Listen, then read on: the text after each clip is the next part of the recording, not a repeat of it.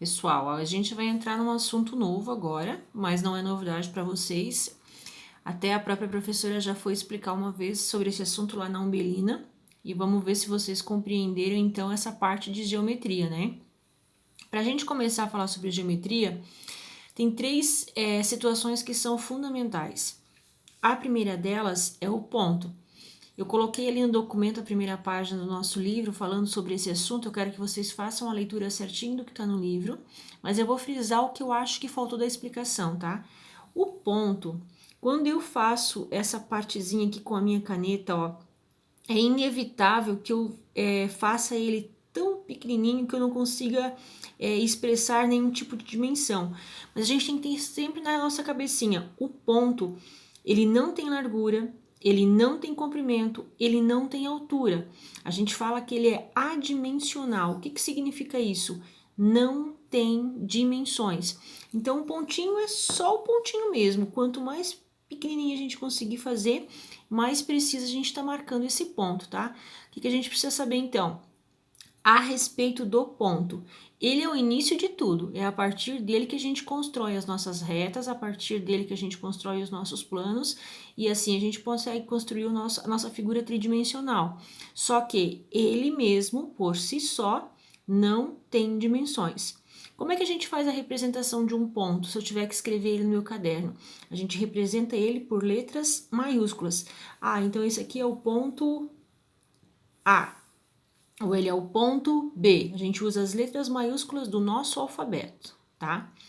Outra situação que nós temos é a reta. Só que essa reta por si só, ela é formada por infinitos pontinhos. A gente tem que lembrar que aqui dentro, ó, são vários pontinhos um do ladinho do outro que ligados formam a nossa reta. A reta tem uma dimensão. Qual é essa dimensão dela? O comprimento, tá? Quanto vai do nosso ponto A até o ponto B.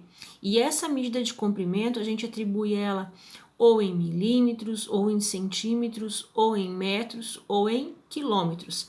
Então, a reta tem uma dimensão, a gente chama ela de comprimento, e a gente pode medir em centímetro, metro, quilômetro, nessas unidades de medida, tá?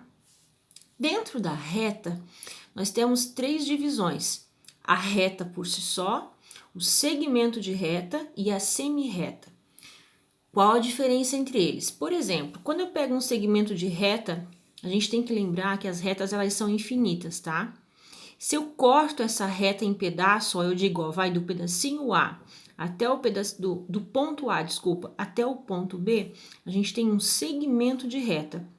E como é que a gente representa um segmento de reta?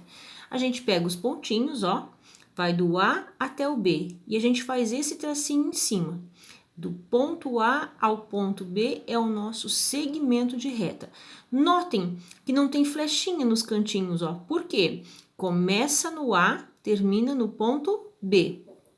A semi-reta, vocês vão perceber que tem um pouquinho de diferença, ó.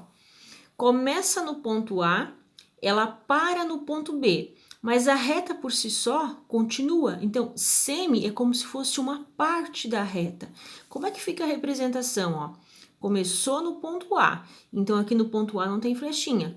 Foi até onde? No ponto B, mas do B para frente ela seria o que ainda? Infinita, ó, ela continuaria. E é isso que representa essa setinha que nós temos aqui em cima. Então, a semi-reta é uma parte da reta que tem um começo que vai aqui do A, passa aqui pelo segmento B. Então, eu peguei esse pedacinho, só que essa reta, ela continua. Como é que a gente representa que ela continua? Pela nossa setinha aqui no ponto B. E a reta por si só, ó, é esse pedacinho que vem do A até o B, só que nós temos uma reta que prossegue do A para o sentido dos negativos, né? E uma reta do B que segue para o sentido dos positivos. Se a gente tivesse uma marcação, né? Como se eu estivesse falando, vai para a direita e vai para a esquerda. Então, como é que a gente representa essa reta? Ó, ponto A, ela continua, a setinha está indicando isso, ela é infinita para o sentido do A. E aqui no ponto B também tem uma setinha que diz que ela continua. tá? Então, se há continuidade para os dois lados, há setinha para os dois pontos. E a última situação seria o plano, né? O que seria o plano? A gente tem aqui, ó, infinitos pontinhos, que é até aquela malinha que vocês têm lá na primeira página do livro de vocês explicando, né? Esses infinitos pontinhos, ao serem ligados, eles formam infinitas retas, e é essas infinitas retas que formam o meu plano. Aqui no cantinho, ó, essas marcações, não tá frisando nessa parte ainda do livro de vocês, mas a professora vai colocar. A gente chama esses pontinhos de vértices. Vamos escrever aqui. Essas linhas que estão ligadas aqui pelos vértices, as linhazinhas, a gente vai chamar de arestas. E mais tarde, essa partezinha que hoje a gente está chamando de plano, a gente vai acabar chamando de faces, tá? O que tem que colocar aqui que é interessante da gente lembrar? O nosso plano, ele vai ter duas dimensões, a largura dele e o comprimento, tá? Então, vamos revisar as dimensões. O ponto tem dimensão? Não, ele é adimensional. A reta tem dimensão? Tem.